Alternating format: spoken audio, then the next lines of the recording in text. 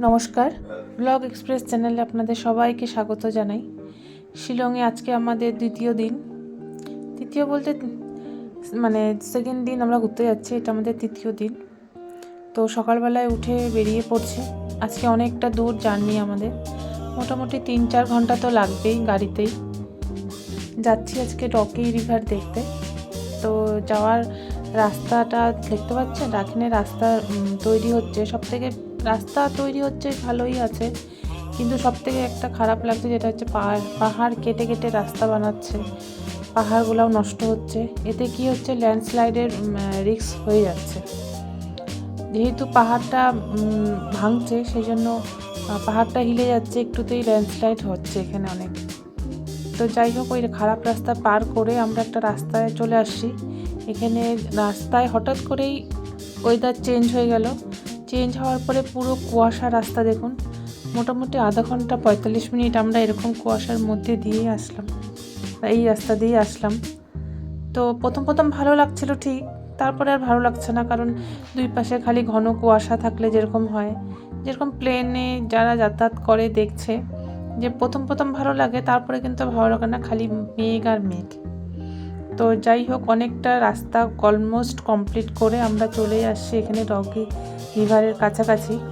তো জানলা দিয়ে যেটা দূরে দেখা যাচ্ছে ওটা কিন্তু বাংলাদেশ। তাই আমি একটু জুম করে দেখানোর চেষ্টা করছি আর কি, বোঝা যাচ্ছে কিনা জানি না, যতটা পারছি একটু চেষ্টা করছি। ওটা হচ্ছে বাংলাদেশ, নদীটার এক পাশে হচ্ছে বাংলাদেশ, এক পাশে হচ্ছে ভারত। তো যাই হোক, আমি ভালো মতনই দেখাবো। এখন জাস্ট পৌঁছেই গেছি, আর 1-2 মিনিটের রাস্তা, তারপরে আমরা নামবো। নদীতে যেরকম নৌকায় করে ঘোরে, সেটাই আমরা ঘুরবো। তো এই যে দেখতে পাচ্ছেন, এই সাইডটা হচ্ছে পুরো বাংলাদেশ। এই যে এই সাইডে ওদের একটা ঘুরতে আসার জায়গা, বাংলাদেশের ঘোরাঘুরির স্পট। তো এখানে আমরা যাচ্ছি নৌকা নেব, নৌকার জন্য নৌকাটাকে ভাড়া করতে হবে। তো যাই হোক, সিঁড়িটা একদমই খাড়া সিঁড়ি, তো ওটা দিয়েই নামতে হচ্ছে। নিয়ে নৌকা ভাড়া করে তারপরে আধা ঘন্টা 45 মিনিটের মতো রাইড থাকে ঘোড়ায়। তো যেহেতু এখন বর্ষাকাল শুরু হয়েছে জাস্ট, রকি রিভার যেটা ক্লিন থাকে, আপনারা যেটা নর্মালি জানেন, সেই ক্লিনটা থাকবে না। এই যে অরেঞ্জ কালারের মতো হয়ে গেছে, এই ক্লিনটা এখন আর পাবো না। ক্লিনটা পেতে হলে আপনাকে ঠান্ডার টাইমে আসতে হবে। তো এখানে আমরা একটু শুভ্রা ভাইকে ভিডিও কল করছি, ওদেরকেও একটু দেখাচ্ছি বলে।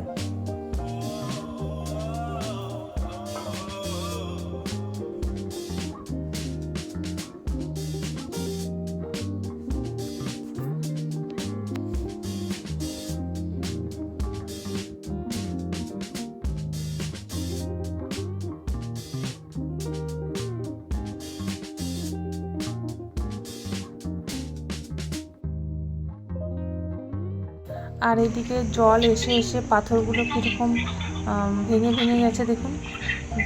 বর্ষাকালে হয়তো জলটা একটু বেশি হয়, তো স্প্রিটে জলটা বাড়ি খেয়ে জলের বাড়ি খেয়ে পাথরগুলো এরকম বিভিন্ন রকম শেপ আকার নিয়ে নিচ্ছে।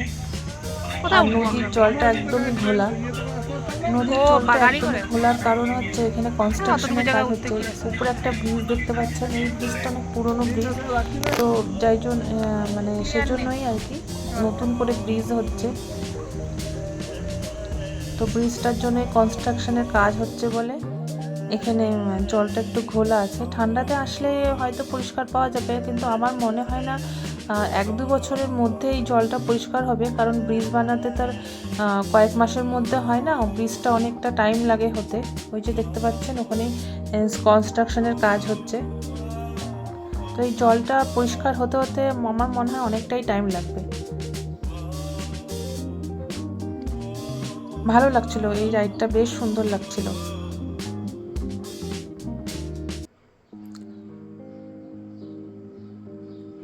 আর এই পাশে কিছুটা আসার পরে এখানে পাথরগুলো দেখুন, এত সুন্দর লাগছে, গোল গোল পাথর, পাথরগুলোর শেপটাই এত সুন্দর, খুবই ভালো লাগছিল দেখতে। তো এখানে আপনারা চাইলে কিছুক্ষণ স্টে করতে পারেন এই জায়গাতে। স্টে করার জায়গা আছে, চাটাও বিক্রি হচ্ছে, তো ওখানে আমরা আর দাঁড়ালাম না। তো আমরা এখান থেকে একটু ঘুরে যাব। আর এই জায়গার থেকে জলের স্রোতটা খুব বেড়ে যাচ্ছে, তো ওই দিকটাতে আর যাওয়া যাবে না বলে নৌকা আমাদের আস্তে আস্তে এই পাশটা ঘুরিয়ে নিচ্ছে। এখানে একটা সাইডে জায়গা আছে, ওই যে ছাতা নিয়ে দেখতে পাচ্ছেন, ওখানে চা ম্যাগি এসব পাওয়া যায়, আপনারা চাইলে দাঁড়াতে পারেন, চাটাও খেতে পারেন। তো আমরা সেরকম দাঁড়াইনি। আর এই যে পাথরগুলো দেখুন, এত সুন্দর লাগে দেখতে সামনের থেকে।